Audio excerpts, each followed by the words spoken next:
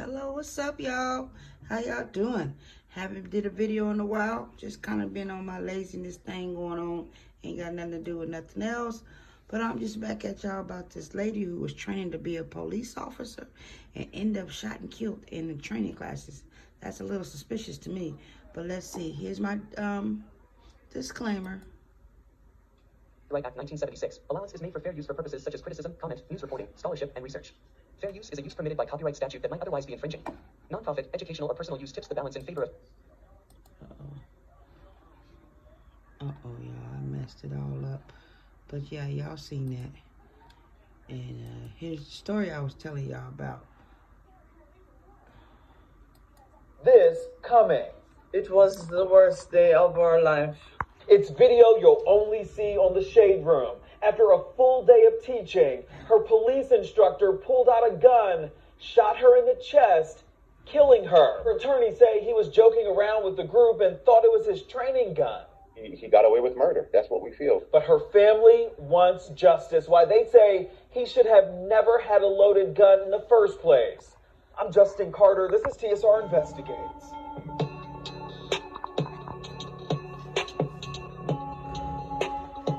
All Maurica Manyan ever wanted to be was a police officer, and she finally achieved that dream in February 2022 when she was hired as a special officer at the Anacostia Neighborhood Library in Washington, D.C. August 4th, 2022, just months into her role, a contractor was brought in for a special training. The class went fine, but as soon as that class wrapped, the unthinkable happened. This was released exclusively to the Shade Room, a video inside a training room at the library. Around 3:30 p.m., you can see Manyan and her colleagues were socializing. They were wrapping up their session for the day. Before they all went their separate ways, though, they took a group photo. Look closely on the far right. That's 60-year-old Jesse Porter, a retired Metro D.C. police officer. There's no audio, but court records show that Manyan interrupted and told the group that she needed to take her face mask off for the photo. Then everybody laughed about it. One witness said, quote, Porter had been joking with her all day because she was having difficulty with some of the material, and the group had been joking with her because they'd been waiting for her to put up her hair and fix her boot throughout the day. They were having fun with it. She was laughing and we were joking, end quote. Back to the video. They reassemble for the photo, but then you can see Porter step out and fire his loaded 9mm Glock pistol. We edited out the shooting itself. It's really too graphic to show. But afterward, you can see Manyan grab her Porter chest over there in the and far fall to hand the corner ground while towards some the of her wall. colleagues rush out the door. You can see Porter is visibly upset. He puts his hands up before rushing over to check on Manyan. One witness heard him yell, "Damn, damn, damn." Another witness heard him yell another expletive before rushing over to her side, where he and another man went into, quote, medical mode. Did not make any sense to me. It's still not adding up for Shireen Manyan, Maurica's mother, who got the horrific news later that day. Her only daughter was dead. There was no need for a gun in the library, and there was no need for a gun at that time. And that's a question that'll soon be at the center of a civil lawsuit that the family is filing against the District of Columbia. We spoke to their team of attorneys who point out city code, which states that no person holding a gun license shall carry a pistol in buildings or offices occupied by the District of Columbia, its agencies, or instrumentalities. This is not just an acquiescence. This is a concerted effort to disregard the safety and the constitutional protections and rights of Ms. Manyan. This is not just about Mr. Porter. Mr. Porter was acting at the behest of and on behalf of the DC government, but with the DC government was able to walk brazenly into a building with a loaded firearm and ammunition. That is the pattern, that is a practice, and that is what the civil suit is about. Something else that was revealed in court records too, a witness statement that claims that Porter made a funny comment earlier in the day and pointed an orange training firearm at Manyan, simulating shooting her. The witness stated that they appeared to be playing around as she knew him for about a year and knew him to be playful as to not make the training, quote, dry.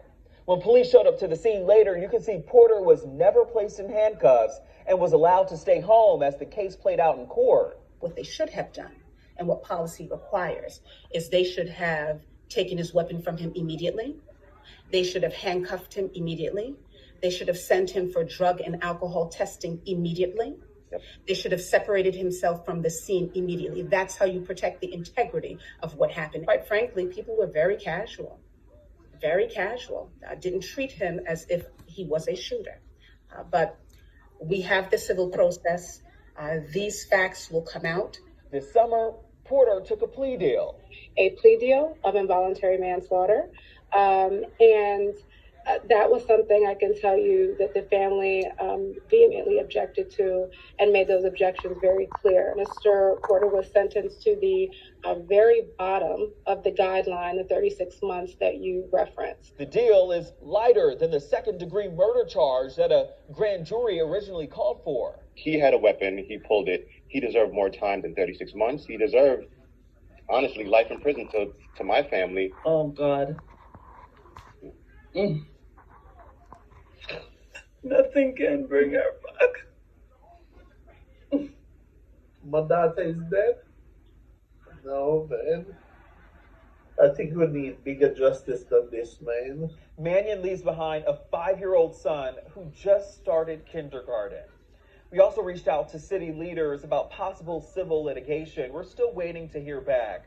But in court, Porter's attorneys argued that he never intended to shoot and kill Manyan and that this was just a horrible tragedy.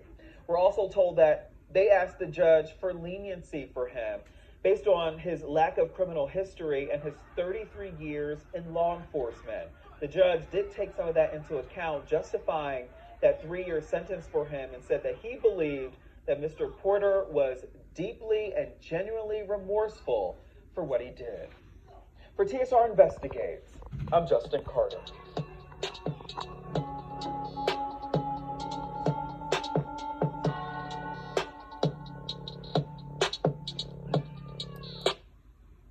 Well, you guys see what happened to that lady who wanted to be a police officer and basically got killed in training. Do I feel like the 3 years was justice? I mean, like they said, he was a police officer and maybe he really wasn't trying to hurt her. But accidents do happen when you play with guns. So clearly, do not play with guns. My thoughts about him, you know, if you don't got nothing nice to say, don't say nothing at all type situation. So with that being said, I'm going to go ahead and let y'all go for the night and make me a few more videos. All right, I hope you enjoyed it. And I hope you, please like, subscribe, share, comment, all the above. And let's get to know each other. All right, have a great night.